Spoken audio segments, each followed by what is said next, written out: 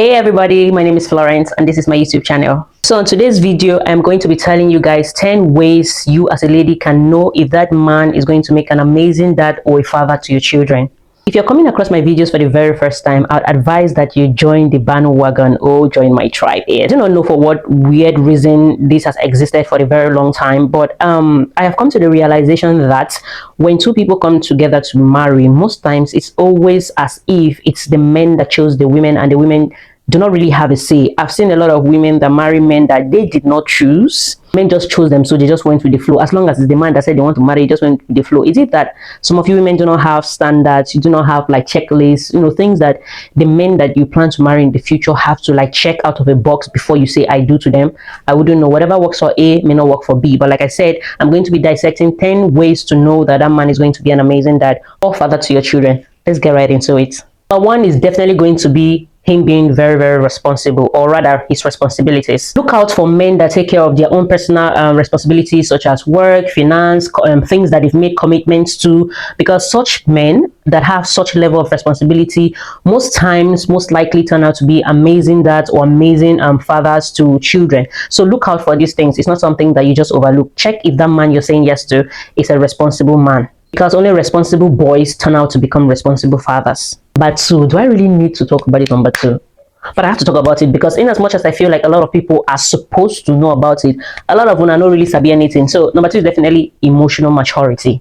That man you want to say yes to, is he self-aware? Is he empathetic? Does he manage his emotions well? When he's angry and things are not going his way or work is frustrating him, does he take it out on you? Does he break things? Does he start insulting people and become very rude on the phone? All of those small things that you think, oh, it's nothing, as long as it's not saying it to me, it's this person that caused the wahala now. As long as it's not me, no wahala. Check his emotional IQ. They know the type of person this one. No, a man that lacks emotional intelligence will not emotionally handle your children well in the future in case they make a mistake. So yes, emotional maturity is something you should look out for. If he handles his emotions very well, he is likely to be an amazing dad or father. But three, is he a nurturer? Do you know, for one weird reason, most people, when they talk about nurture, it's always associated to women. And I do not know why. If I ever wanted to, accept a man to be the father of my kids, he has to be a nurturer, as I would be too. Do you get? He has to be very, very caring. He has to be supportive. And he has to show affection to people around him. He has to nurture. What do you guys think a father is? Okay, take for example, God, the overseer. You think that Baba no be nurturer? He takes care of man, female, dogs, living and non-living, everything, even the trees. He nurtures them. Then you want to pick a man that lacks the characteristics of a nurturer. They play, my fans. They play. Four, how is his communication skills? If you go on the internet, there are a lot of videos and reports and write-ups and books. Communication. Everybody's talking about communication, but do you really know how to communicate?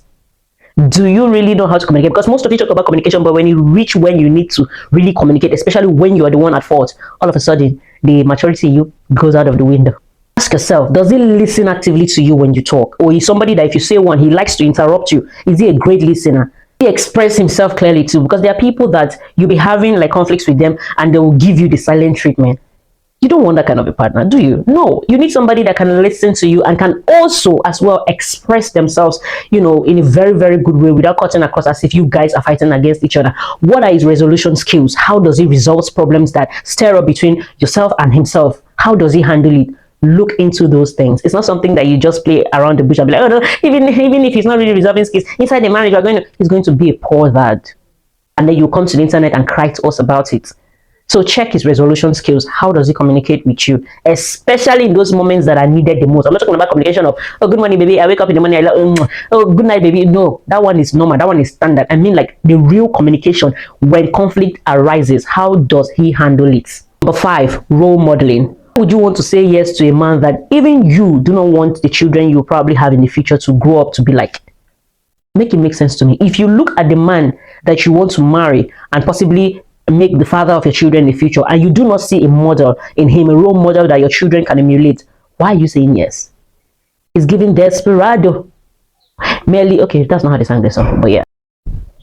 Ask yourself, does he demonstrate positive morals, positive values, positive behaviors? You know, all of those small things, the kind of morals he has, what he believes in, his values, his etiquette, these are things that will naturally pass down to your offspring. So is he doing the things that you want your children to emulate? If not, why are you becoming one with that person? Number 6, patience and understanding. Is he a patient man? Is he understanding? And can he handle challenging situations? Not be about but I'm the one that made him angry. Do you know what it means for somebody to be very temperamental? Like if you talk one, as you talk, as one word they drop, you collect four blue or 4 resounding slaps. Somebody that maybe if you're caught in traffic and you guys are supposed to meet up or whatever, he will not understand. He'll start yelling. He doesn't have a control. You see, this is like a mix of emotional control and all of that. Emotional maturity, sorry, and all of that. So somebody that doesn't have full control over his emotions, he's not patient, he's not understanding when the obvious is obvious. Like it's not like you're making things up. How do you guys cope? Is that the person you want to be the father of your children? Think about these things. So think about 7. Is he a supportive partner? Is he a team player? Is he supportive of your goals, both the ones that you currently have now and the ones that could spur up in the future? Because people change. We are human beings. Like the things that I like now and I'm pursuing now, I probably didn't like them 3 years ago. And same thing will happen if I probably get married. I may decide that I want to run for politics. I may decide that I want to. Is this somebody that can understand and be supportive of your goals, regardless of how it may not make sense to him? 8, involvement in relationships. His involvement in relationships. This man that you want to be the father of your children in the future. How does he engage with your family? What does he feel? What does he feel like? You know, does he even make an attempt to want to even be close to anybody in your family? You know, to even want to talk to anybody in your family, whether your father, your mom, your siblings, your cousins, or even your friends. Let's say a family is too personal, or even your friends. Is it somebody that if you just talk about your friends, he's like he's trying so hard to like bridge a gap between you and your friends? You know, he's always trying to make sure that you probably don't have friends and all of that. What is his involvement in the relationships that mean so much to you? You know, like he knows that, okay, you're very close to your younger brother, you're very close to your younger sister, you're very close to your father. How does he talk about these people that you love the most in the absence? You know, when you bring up these people in the conversation, how does he react to it?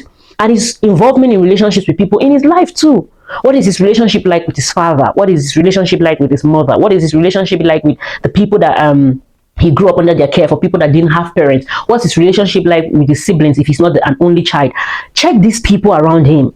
Nobody is an island. If you meet somebody that has a problem with everybody, how do you want that kind of person to, head your own family? I know life happens. Life genuinely happens. I know, but if you're a family-oriented person, these things should matter to you. Number 9, accountability. This is really, I just packed my G-Wagon. This is the hill I'm going to die on. You want somebody to be the father of your future kid and he's not an accountable person. They use your future, they play. Does he take ownership of his actions?